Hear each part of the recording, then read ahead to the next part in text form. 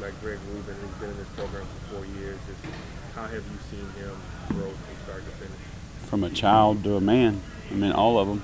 You know, that's the cool thing about a lot of these guys. You know, because in this age too, you got some guys that've been here for 1 year.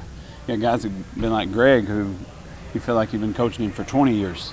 You know, it's really no different. But for those guys that are with you the longest, you know, you got obviously just like anything else, you got a lot more memories with those guys and seeing him play all the different positions that he's played, have all the different coaches that he's had, and I've been here with him the whole time.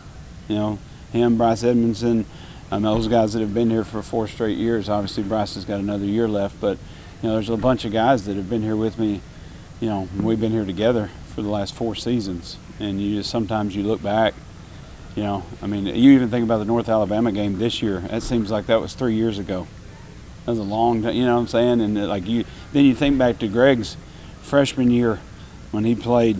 I remember when he played SMU his freshman year and had a great game playing corner. You know, all those different memories are just in the back of your, especially on this day, and it's for them too. I mean, they think about everything that last time they walk into that stadium as many times as we've celebrated in that locker room, you know, and come out of that tunnel and that gates rose and all that other, like they remember all that stuff, and it always is, but it's really emotional when you get guys that are invested into what we believe in. And programs are having less guys stay for 3 and 4 years. Oh, absolutely. Yeah. So when you look at this program and it has as many guys that have been in this program for that long, what does that do for you guys in recruiting for other recruits to say that these players wanted to stay in this program for whatever reason?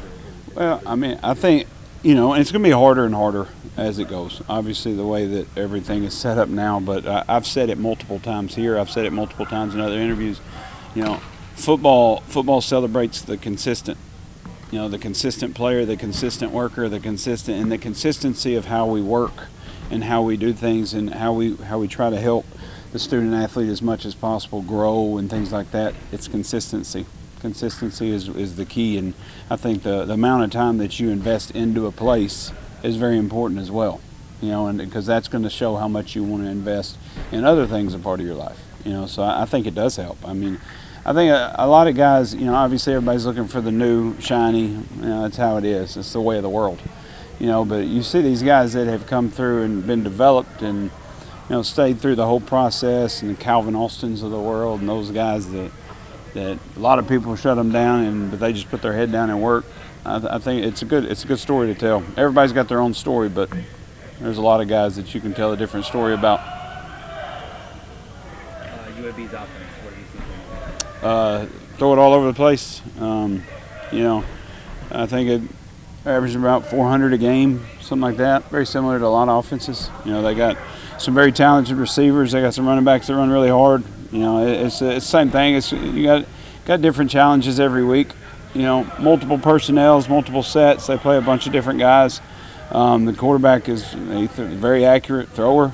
You know, I think I can't remember. Versus whoever it was, Tulsa or whatever, he threw for 6 touchdowns. You know, he's had those big games. You know, he's been put in spots where he gets pressure put on him and he makes the throw. He stays in there and makes the throw. So, I mean, everybody's good. I mean, at this point, you got to make sure that you're fixing the issues that you've got, and, you know, alignment, assignment, tackling, block defeat, win your one-on-ones. That's what it comes down to late in the year. Any football team, it don't matter. What are the issues that you want to fix at this point? I mean, it's always going to be the same thing with me. You can never be the best tackling team in the country. You can never make it. You're just striving to be, and it's always going to be. It's always going to come down to the same thing. How are my eyes? How well do I tackle as a team? And how do we block defeat? And is it aggressive? Because it's got to get more and more aggressive, because people are going to be able to get leverages on you in different. Well, you got to fight for your leverage. You know, so the techniques that you're using, you know, getting the ball out, turnovers, you know, attacking the ball. You know, all those things, and you got to know at this point. You got to know at this point in the season. You know, it's not hard. Where have you had your success? Aggressive, attacking leverage, attacking the football, getting the ball on the ground, taking the ball. That's where our successes come from. So you got to be aggressive, and that's, you know, every team has different, you know, avenues to where their successes come from. By this time of the year, you know where your success comes from. You have to be excited to go attack that every Saturday, and we will be. in-helmet communication, you got a 10-game sample size now. What have you learned about that process? How does that help your team out? It changes every game.